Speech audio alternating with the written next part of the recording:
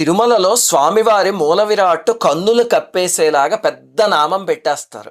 మరి ఆయన కన్నులు దర్శించుకోవాలంటే ఎలాగా అంటే గురువారం రాత్రి పూలంగి సేవ అని జరుగుతుంది. అది అయ్యాక నామానికి సడలింపు చేసి చిన్నది చేస్తారు. అందువల్ల శుక్రవారం నాడు అభిషేకం కానీ, ఆ తర్వాత దర్శనం కానీ దొరికితే అప్పుడు మనం స్వామివారి నేత్ర దర్శనం చేసుకోవచ్చు. ఎందుకు ఇలా చేశారు అంటే రామానుజుల వారి కాలంలో ఈ మూర్తి శివుడని, అమ్మవారని, కుమారస్వామని, బుద్ధుడని ఇలాంటి చాలా వాదనలు వస్తే ఆయన పురాణాల ఆధారంగా అది విష్ణుమూర్తి అని నిరూపించి భవిష్యత్తులో ఇలాంటి సందేహం రాకుండా 3 కట్టుదిట్టాలు చేశారు.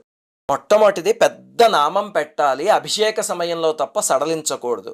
రెండవది స్వామివారి మూల విరాట్కి శంఖచక్రాలు లేవు, పైన ఆభరణాల కింద పెట్టాలి, ఎప్పుడూ వాటిని తీయకూడదు. ఇంకా మూడవది స్వామి వక్షస్థలంలో ఇరువైపులా అమ్మవారి మూర్తులు పెట్టాలి. 3 నియమాలు రామానుజుల వారు ఆదేశించారు.